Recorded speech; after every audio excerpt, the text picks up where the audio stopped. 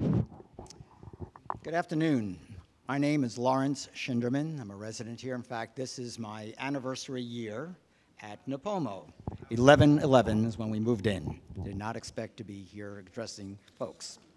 So, okay, you saw the video. You saw the trains going by. That was about 2.5 minutes that it took for the serpentine list black rail cars going through.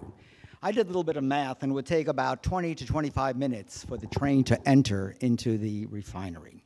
So, what is the rail terminal project? First of all, it is not, and I repeat that, it is not a benign spur. The rail project is a crude oil unloading terminal with 5 tracks extending over 1 mile in length into what is now a scenic vista.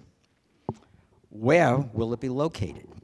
Southeast of the refinery, on what is now open space and agricultural land, Phillips proposes building a crude oil unloading terminal.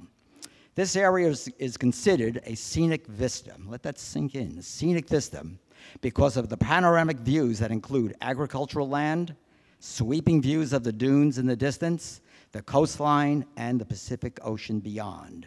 Stand at the second tee, as we mentioned earlier, and you will see clearly where the rail project is proposed. Phillips, catch this word, Phillips calls this project simply an industrial encroachment. I call it a visual blight. Okay? Will the rail terminal project have an adverse visual effect? That's one of the questions in the EIR. Yes, Phillips does state, and they do state this, that the visual encroachment of the industrial-related activities into the adjacent visual open space would have an adverse effect on the existing character of the site and would have a potentially significant impact. I would think that number of trains coming in would certainly have an impact. Phillips says that they can mitigate this adverse effect. Is that true? What do you think? No. Phillips selected what they call KVAs, known viewing areas, where they took photographs which illustrated what we call limited views that were not consistent with public areas where Trilogy residents actually live. The photos taken at the intersection of US 1 and Via Concha misrepresent what would be seen by the residents of Trilogy. Okay? The earlier one was the panoramic view. This is what you will be seeing, okay? Public areas that they did not photograph were the walking and biking trails that include Louise Lane, Via Concha, Eucalyptus Road, and especially we come back to the second tee. Why is that photo at US 1 and Via Concha a misrepresentation? What do you think? Anybody? Well, the elevation at US 1 and Via Concha is approximately 197 feet. I took a GPS and I went down and I measured it. The elevation along the crest of Eucalyptus and Via Concha, and specifically the second tee, is approximately 297 feet, a difference of 100 feet. That means that the public viewing area would have a bird's eye view looking down into the entire rail terminal project. It is not a benign spur. You are seeing a working terminal. Phillips says that they can mitigate this view with an earthen berm. Is that true? What do you think? No, absolutely not. They propose an earthen berm to be constructed around the eastern perimeter of the unloading terminal complex. The berm would be a minimum of 10 feet tall with a maximum of 20 feet tall above the existing grade for the purpose of reducing views of the rail terminal complex from US 1. That is not our public area. We are, remember, 100 feet higher. The elevation from Monarch Dune townhomes and the public area of Trilogy would be approximately 80 to 100 feet higher than the berm.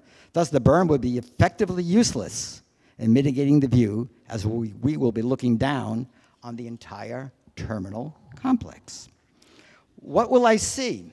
Well, what do you think you'll see? You'll see the full impact of a working rail terminal and crude oil unloading terminal with diesel engines and a string of 80 to 160 black crude oil tankers cars. Yes, 160 tanker cars is a potential, because as a separate track has been designated to allow for up to 2 full trains to temporarily be on the refinery site at the same time, in case a second train arrives while the first is being unloaded. In addition, you may see what they call a bad order track. This track enables repairs to go on as the other cars are being unloaded, and thus will be treated to a cacophony of discordant and irritating sounds of welding, hammering, grinding, and accompanied by the whistles, horns, and vibration of machinery that would be typical of a train repair yard. How long will the unloading take? And will it just be in the daylight hours? Anybody have an idea how long the loading will be? Just about.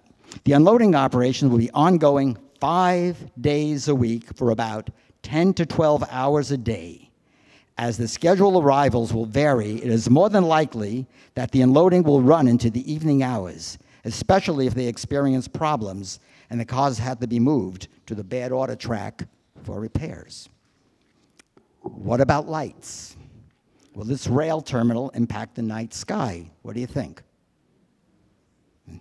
In newsletters authored by Marty Akel, the unloading terminal and the supporting track will be lit up like a stadium at night or a movie set with us having a front row seat. Where will the lighting be located?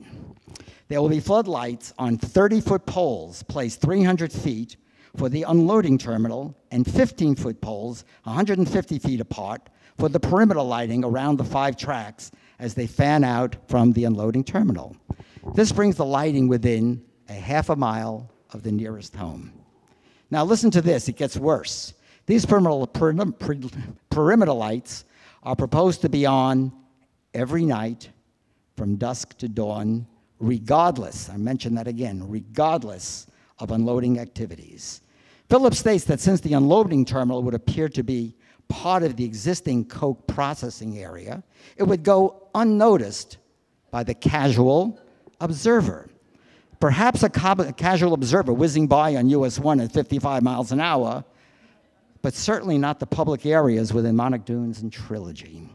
What about dark lighting? Dark lighting is a term they use to mitigate lighting. Well, this is what they say. The project proposes shielded fixtures, which if installed correctly as part of a comprehensive dark size compliant plan, would help reduce noticeable light. Now, here's the kicker. Since the lighting plan is not complete at this time, the potential exists for visible glare and light trespass into the surrounding area due to improper design, and therefore the impact is potentially significant. So, what exactly is Phillips saying? Essentially, they're saying, trust us. If it's a problem, we'll hire a consultant to fix it. I have a phrase, I will defer and not say it, Marty.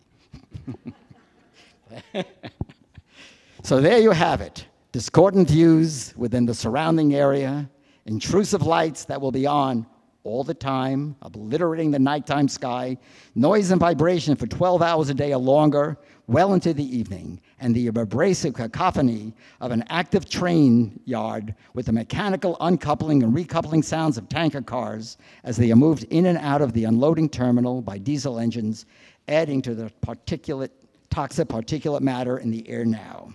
Folks, it's not a pretty picture.